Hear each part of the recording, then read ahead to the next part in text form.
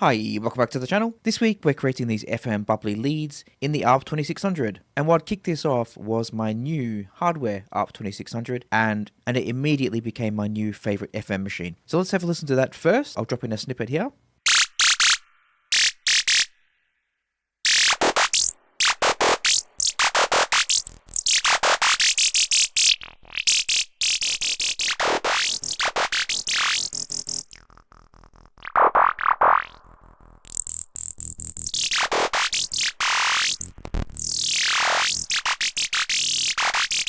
And now let's try and recreate that on some software emulations. And I just want to be clear on that. This absolutely isn't an A/B test or a comparison hardware versus software, because they all do sound fantastic. And to be honest, I'm glad they sound different because they have different variations. Before I initialize this, let's have a listen to how this sounds.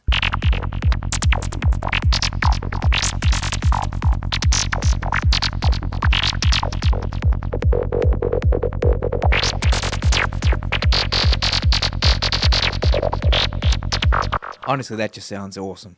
So let's initialize this, new preset. Now I'm going to walk through this quite slowly because this synth on first inspection is quite intimidating. But it's actually very simple, and this patch is incredibly simple. So essentially you have three oscillators, 1, 2, and 3 here. That moves into the filter, you have the ADSR here, and then a simplified attack release version below, into the VCA, and then you have the output section here, which includes the reverb. In this video, I'm not going to go through all this stuff down the bottom. That's not relevant for this sound, so I won't overcomplicate things. Now these oscillators, 1, 2, and 3, feed into the VCF, and the level of that is set by these sliders here. So currently, the default patch is VCO 1 with its level up, which means this VCO 1 here. And if we look on the label, we can see that this is a square. So if we play back, if we solo this, we're going to just hear a square wave. And in fact, I'm going to bring up an oscilloscope.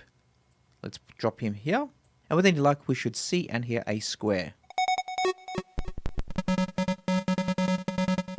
And indeed we do. So if we turn that fader down now, and we play this back, we won't hear anything because there's no oscillators with the outputs being set. So I'm playing this back because you can see by the transport here, and there is nothing audible or nothing in the oscilloscope. So let's turn oscillator 3 up, which is VCO 3 here. You can see that this is a saw, so let's play this back. Let's turn down the range here, so 2 octaves below. And we can see and hear our saw wave. For this sound, I'm going to use VCO 3, and we're going to use VCO 1 to FM it, to modulate it. And the FM control is set in this section down here on the oscillators. So on all three oscillators, we have FM control. As you can see, FM control, and FM control. By default, they're set with these inputs. So if I was to turn this slider up, the FM is going to be modulated by VCO2, as you can see here.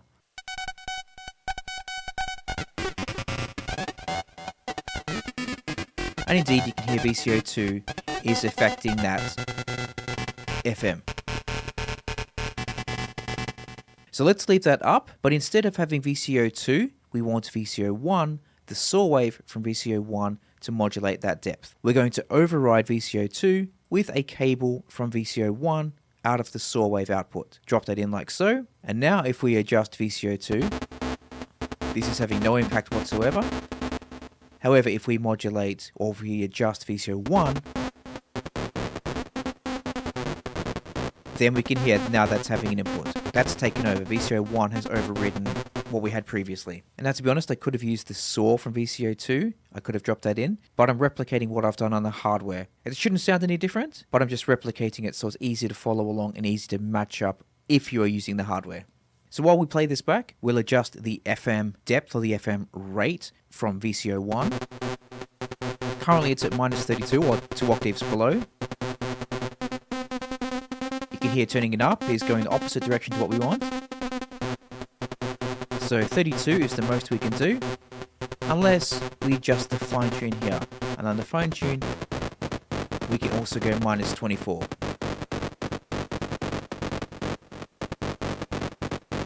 So it's starting to get there, but we are quite low on the audible output of VCO3. So to remedy that, we adjust the octave here. And we go 4 above, or 4 feet above, which is 1 octave above. And we have it. That's our sound. We can adjust our filter here. Currently it's at low pass 24.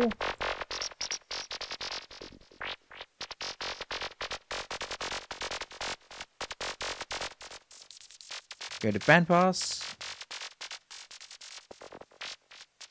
To be honest, I quite like the low pass 24. I think that sounds the best to me.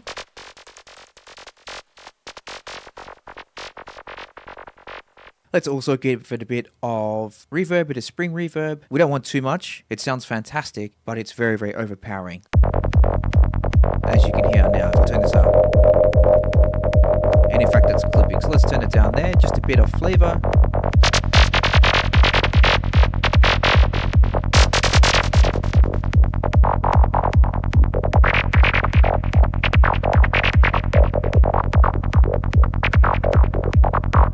Really nice. I absolutely love the grittiness of this. It's got a perfect balance of grit and bubbliness, if that makes sense.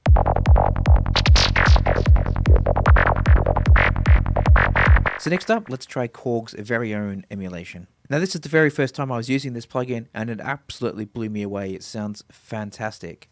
Let's just solo this, and we have this the default init patch. And once again, let's have a look at what this is doing. So we have VCO 1 up. Let's turn that down and play back. Absolutely nothing as expected. So let's turn VCO 3 up, which is going to be the saw, as we can see here, the saw VCO 3. And indeed, if we adjust the tuning, we can hear that. Let's turn VCO 2 up for the modulation. And then once again, override VCO 2 with VCO 1. Let's turn down the tuning. And we're there already, basically.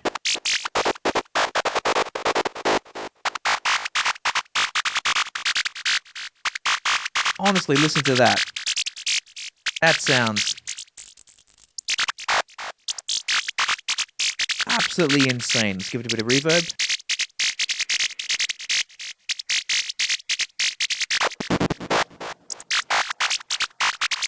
Bit of kick and bass.